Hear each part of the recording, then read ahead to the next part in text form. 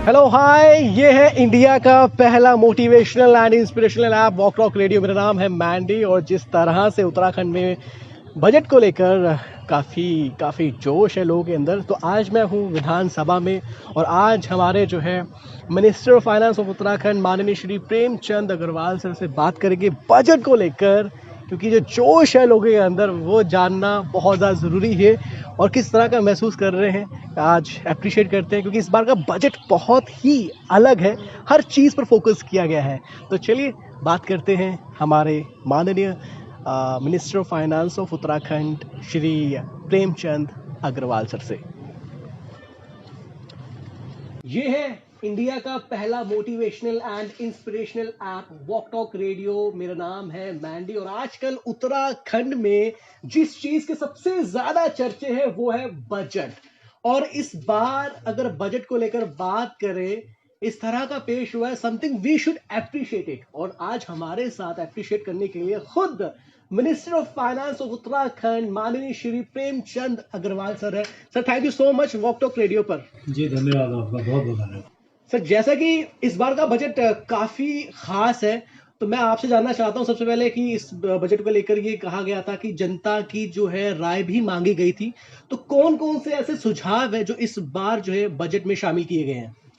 देखिए, आप जानते हैं कि पहली बार प्रदेश के अंदर जितने हमारे हितधारक हैं जी उनकी हमने बैठकें करके उनसे संवाद स्थापित किया। 14 मई 2022 को हमने नैनीताल में किया कुमाऊं मंडल का जी और 19 मई को हमने देहरादून में किया गढ़वाल मंडल का। लगभग 200 प्रतिनिधियों ने भाग लिया था। अनेकों सुझाव उनके आए थे और उसमें 3.5 घंटा हम लोग नैनीताल बैठे और लगभग 2.5 घंटा हम लोग देहरादून बैठे। तो यानी 6 घंटे की एक्सरसाइज में माननीय मुख्यमंत्री जी मौजूद थे। अब उन्होंने के जो मुख्य बिंदु जैसे उनका आया, उन्होंने कहा था कि ये राज्य में जो भूमिहीन किसान हैं और जो मशरूम उत्पादन करना चाहते हैं उस पर वो उनका कहना था कि उसमें हम सरकार कुछ अच्छा करे। तो आपको जानकारी देना चाह रहा हूँ, उसके लिए हमने जो है जो बटन है, ढींगरी है, सिटाको है, गैनोडर्मा है, ऐसी प्रजातियों को जो मशरूम की है उनको बढ़ावा दे रहे हैं। और उसके लिए जो है मशरूम और औषधीय मशरूम को प्रोत्साहित करने के लिए हमने इसमें प्रोविज़न किया है। ऐसी उन्होंने एक विषय रखा था।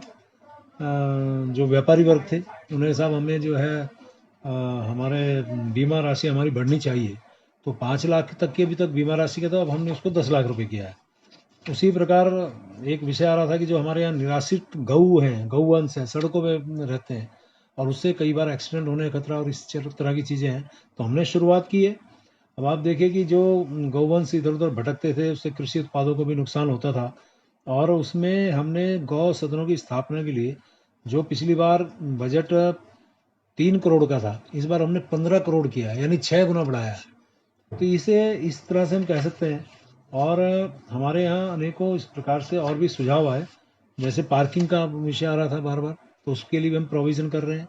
हमारे यहाँ बहुत से लोगों ने कहा था साहब हेल्थ के लिए कुछ हम अच्छा करें, तो हमने ग्रामीण क्षेत्र के लिए भी जिम का लगाने की बात की, तो शहरी क्षेत्र में भी किए।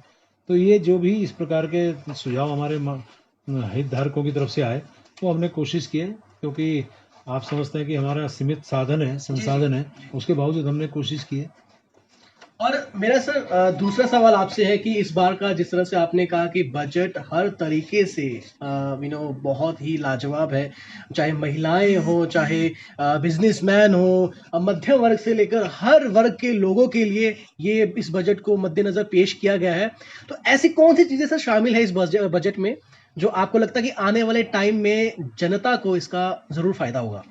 देखिए, मैं इसे कह सकता हूँ कि ये ग्रामीणों के लिए, युवाओं के लिए, किसानों के लिए, व्यापारियों के लिए और महिलाओं के लिए, सभी के लिए हमने इसमें प्रावधान किया है। अब आप देखिए, हम आज़ादी का अमृत महोत्सव मना रहे हैं, तो 75वां वर्ष हम मना रहे हैं। उसको लेके हमने 75 गाँव को एक उनके प्रथम चरण में 75 गाँव को इंटरनेट कनेक्टिविटी, उनका संपर्क मार्ग, उनके स्वच्छ पेयजल, उनकी सुचारू विद्युत आपूर्ति ऐसा सुनिश्चित करते हुए हमने इसमें जो है मुख्यमंत्री पलायन रोकथाम योजना के अंतर्गत इसमें हमने 25 करोड़ का प्रावधान किया। ये पहली बार हुआ है।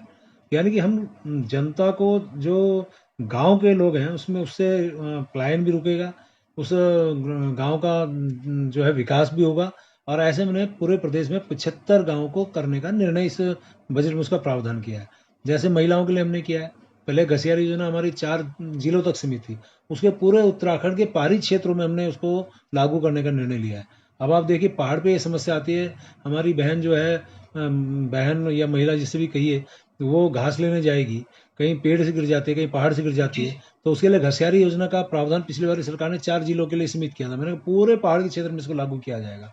ऐसी माननीय मुख्यमंत्री जी ने घोषणा की थी कि हमारे यहाँ, चूंकि माननीय देश के बहुत ही यशस्वी प्रधानमंत्री जिन्होंने उज्ज्वला योजना की तरफ माध्यम से बहुत सी लोगों बहनों को गैस सिलेंडर फ्री में देने का काम किया, हमारी सरकार ने, हमारे माननीय मुख्यमंत्री ने घोषणा की थी कि हम 3 सिलेंडर साल भर में उनको रिफिल करा के फ्री में देने का काम करेंगे।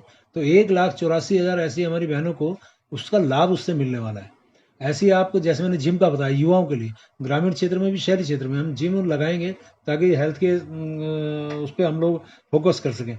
यानी कि हमने कोई भी ऐसा क्षेत्र में, व्यापारी का जैसे मैंने बताया, उनके लिए हम एक स्कीम लाने वाले हैं, उसके लिए टोकन मनी भी हमने इसमें रखी है। और उनके लिए जो एक कोष की वो मांग बार बार करते थे, उसको भी करने का हमने काम किया है। ऐसी कृषि के क्षेत्र में अनेकों काम हम इसमें कर रहे हैं।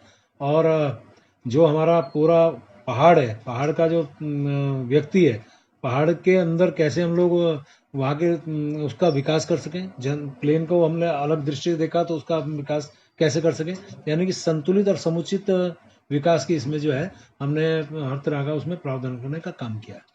सर ज्यादा वक्त नहीं लेंगे आपका, लास्ट में उत्तराखंड वासियों के लिए एक मैसेज सर। देखिए, उत्तराखंड का तो पूरी जनता का हम धन्यवाद कर रहे हैं कि दोबारा आपने हमारी सरकार को बनाने का काम किया।